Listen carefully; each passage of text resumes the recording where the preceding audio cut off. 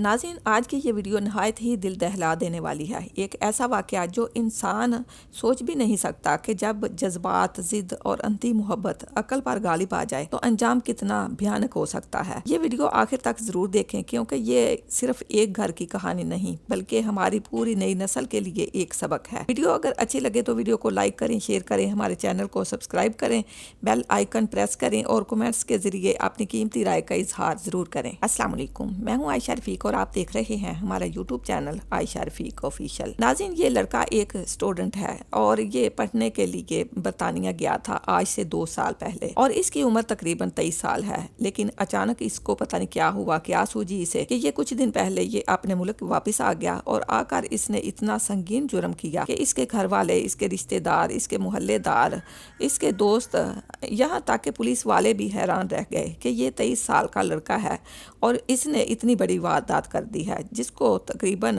لفظوں میں بیان کرنا ناممکن ہے۔ اب میں آپ کو پورا واقعہ سناتی ہوں۔ اس واقعے کو آپ نے نہ صرف سننا ہے بلکہ اس واقعے کی وجوہات کیا ہیں، آپ کو کیا لگتا ہے، اپنی رائے کا اظہار آپ نے ضرور کرنا ہے، کیونکہ اپنی زندگی اس نے تباہ و برباد کر لی اور اپنی آخرت کو بھی اس نے اپنے ہی ہاتھوں سے خراب کر لیا۔ تقریباً 2 سال پہلے یہ 23 سال کا نوجوان لڑکا جو کہ پڑھنے کے لیے برطانیہ گیا تھا، لیکن برطانیہ جانے میں اس کی مرضی بھی شامل نہیں تھی کیونکہ اس کو تعلیم حاصل کرنے کا کوئی بھی شوق نہیں تھا، اور یہ ایک آوارہ قسم کا لڑکا تھا۔ لیکن اس کے گھر والوں نے بڑی جدوجہد کر کے اور زبردستی اس کو برطانیہ بھیج دیا۔ اب گھر والوں نے ایسا کیوں کیا، اس کی ایک وجہ تھی۔ آج سے تقریباً 2 سال پہلے اچانک یہ اپنے ماں باپ کے پاس آیا اور کہا کہ میں اپنے محلے کی ایک لڑکی سے پیار کرتا ہوں اور میں اس سے شادی کرنا چاہتا ہوں۔ تو اس کے جواب میں ماں باپ نے کہا کہ بیٹا تم ابھی چھوٹے ہو اور نہ ہی تم اس قابل ہو کہ تمہاری شادی کی جائے، پڑھتے تم ہو نہیں، نوکری کا کچھ کرتے نہیں، کچھ کماتے نہیں، تو تمہاری شادی ہم کس طرح سے کر دیں؟ کیونکہ جب رشتہ لے کر کسی کے گھر جایا جاتا ہے تو ان کو یہ بتایا جاتا ہے کہ لڑکا یہ کماتا ہے یا یہ پڑھ رہا ہے، نہ تم کما رہے ہو نہ تم پڑھ رہے ہو، کس منہ سے تمہارا رشتہ دے کر اس لڑکی کے گھر جائیں گے ہم؟ اور پھر والدہ کہتی ہے کہ شادی کرنے کے لیے تو بیٹا پوری زندگی پڑی ہوئی ہے، پوری دنیا پڑی ہے، کہیں بھی جا کر تم شادی کر سکتے ہو، ابھی جلد بازی میں، جوانی کے جوش میں تم ہوش کھو بیٹھے ہو، پہلے کچھ پڑھو، کچھ بنو، کچھ کماؤ، تو پھر کر لینا شادی بھی۔ ماں کی یہ بات سن کر اس نے یہ سوچا کہ میری ماں ہی میری خوشیوں کی دشمن ہے۔ اس نے کھانا پینا چھوڑ دیا، احتجاج کرنا شروع کر دیا۔ اس کے والدین نے یہ سوچا کہ یہ جب تک اس علاقے میں رہے گا، اس ملک میں رہے گا، یہ سدھر نہیں سکے گا، کیوں نہ اس کو پڑھنے کے لیے برطانیہ بھیج دیا جائے۔ اب اس کے گھر والوں نے اپنا سب کچھ بیچ دیا، اپنی ہر چیز داؤ پر لگا دی اور بڑی مشکل سے اس کو اسٹوڈنٹ ویزا دلوایا گیا، اور تمام پیسے خرچ کرنے کے بعد اس کو پڑھنے کے لیے آج سے 2 سال پہلے برطانیہ بھیج دیا گیا۔ والدین کا خیال تھا کہ یہ برطانیہ جائے گا، وہاں کا ماحول دیکھے گا، وہاں کا کلچر دیکھے گا، پڑھائی میں دل لگائے گا تو یہ محبت کا بھوت اس کے سر سے اتر جائے گا۔ شاید والدین کی سب سے بڑی غلطی یہی تھی۔ یہ لڑکا برطانیہ تو چلا گیا، پڑھنا بھی شروع کر دیا، لیکن اس لڑکی کا خیال یہ اپنے دل سے نہیں نکال سکا، اس لڑکی سے مستقل رابطے میں رہا، اور لڑکی یہ کہتی ہے کہ تم کب شادی کا پرپوزل بھیجو گے اور اس کے بعد ہماری شادی ہوگی اور ہم ایک ساتھ زندگی گزاریں گے۔ اب یہ لڑکا اس کو سمجھاتا ہے کہ میری ماں جو ہے نا، میری سگی ماں میری محبت کی دشمن ہے، میری خوشیوں کی دشمن ہے، وہ نہیں چاہتی کہ میں تم سے شادی کروں، اور 2 سال تک یہ اسی طریقے سے کچھ نہ کچھ کر کے وقت گزارتا رہا، برطانیہ کے اندر رہتا رہا، لیکن اس لڑکی کے ساتھ مستقل رابطے میں رہا۔ سال 2025 کے نومبر دسمبر تک ایک وقت ایسا آیا کہ نہ اس کا برطانیہ کے اندر دل لگ رہا تھا اور نہ اس کا پڑھائی میں دل لگ رہا تھا، اور نہ یہ وہاں پر کچھ کرنا چاہتا تھا اور نہ ہی یہ وہاں پر کچھ کر ہی رہا تھا، اور اس کے سر پر صرف اور صرف اس کی محبت کا بھوت سوار تھا۔ اب یہ ایک پلان بناتے ہیں، آپ یہ پلان بڑے غور سے سنیے گا کہ اس نے جو قیامت ڈھانے کا فیصلہ کیا وہ شاید کسی کے وہم و گمان میں بھی نہیں تھا، خود اس کے گھر والوں کے وہم و گمان میں بھی نہیں تھا کہ وہ کتنا بڑا آستین کا سانپ اپنے پاس پال رہے ہیں۔ اب ہوتا یہ ہے کہ اس کا ایک بڑا ہی قریبی دوست ہوتا ہے، اس کے ساتھ مل کر یہ پلان بناتا ہے اور کہتا ہے کہ میں اپنے ملک میں واپس آ رہا ہوں، لیکن تم نے میرے گھر والوں کو خبر نہیں کرنی، نہیں بتانا ان کو، کسی کو بھی کانو کان خبر نہیں ہونی چاہیے کہ میں اپنے ملک واپس آ رہا ہوں۔ اس کا جو دوست تھا اس نے اس سے کوئی سوال نہیں کیا اور کہا کہ ٹھیک ہے تم آ جاؤ۔ ہوتا یہ ہے کہ 18 دسمبر 2025 کو یہ ادھر سے فلائٹ پکڑتا ہے اور اپنے ملک واپس آ جاتا ہے۔ اس کو ریسیو کرنے بھی کوئی نہیں جاتا کیونکہ کسی کو پتہ ہی نہیں تھا، اور ریسیو کرنے بھی وہی دوست جاتا ہے، اس کے گھر والوں کو کچھ بھی پتہ نہیں تھا۔ ان کو ایسا لگ رہا تھا کہ ان کا بیٹا ابھی بھی برطانیہ میں لندن میں یونیورسٹی میں پڑھ رہا ہے اور وہاں سے ان سے بات کر رہا ہے۔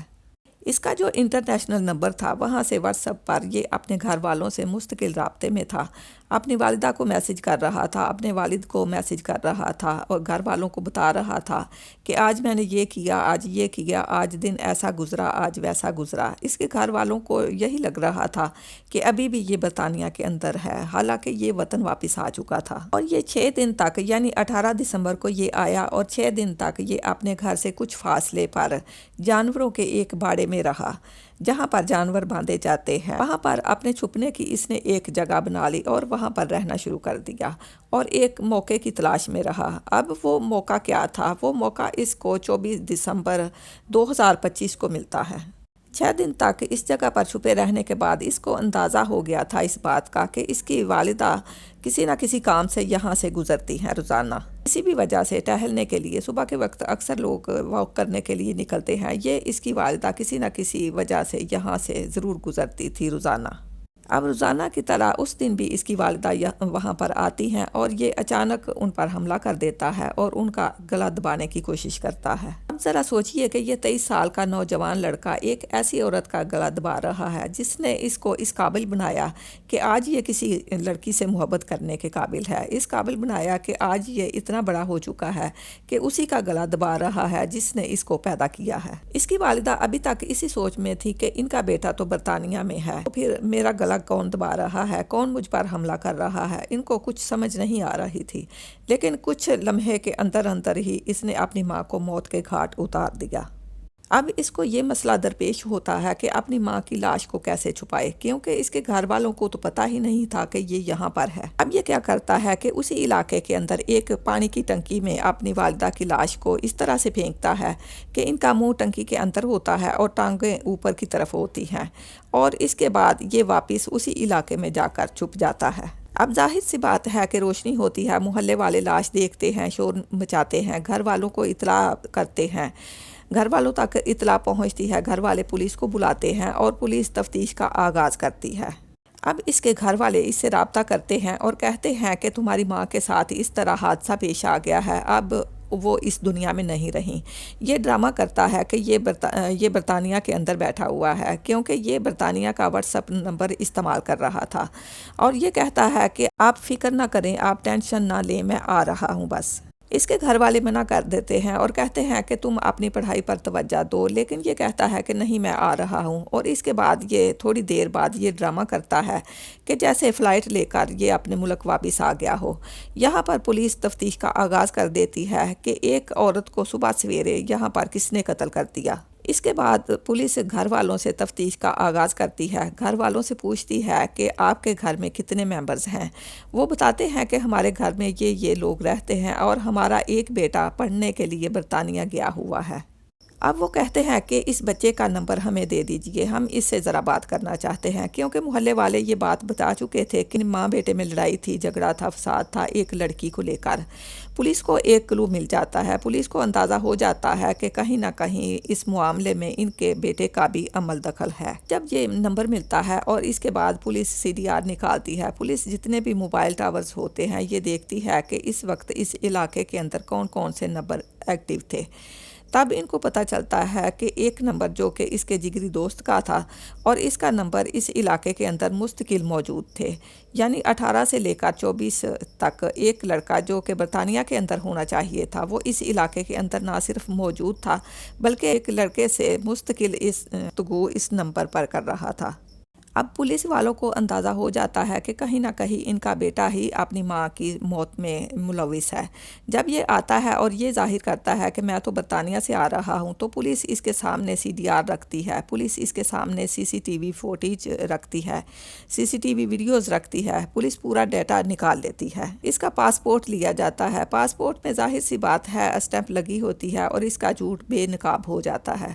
جب اس سے ذرا سختی سے تفتیش کی جاتی ہے تو پھر یہ اچھے بچوں بچوں کی طرح بولنا شروع کرتا ہے اور اپنے پورے جرم کا اقرار کر لیتا ہے، اور اس کے بعد اس کو اور اس کے دوستوں کو گرفتار کر لیا جاتا ہے۔ یہ واقعہ ہے بھارت کا علاقہ ہے یمنا نگر۔ اس لڑکے کا نام گومت اور اس کے دوست کا نام پنکج ہے، اور اس کی والدہ کا نام بلجندر کور ہے۔ اب گومت اور اس کا دوست پنکج اس وقت پولیس کی حراست میں ہیں۔ ان کے جسمانی ریمانڈ دے دیے گئے ہیں اور ان سے مزید تفتیش کی جا رہی ہے۔ ناظرین، یہ تھا آج کا افسوسناک اور سبق آموز واقعہ۔ ایک ایسا جرم جس نے نہ صرف ایک ماں کی جان لے لی بلکہ ایک نوجوان کی دنیا اور آخرت دونوں برباد کر کے رکھ دیں۔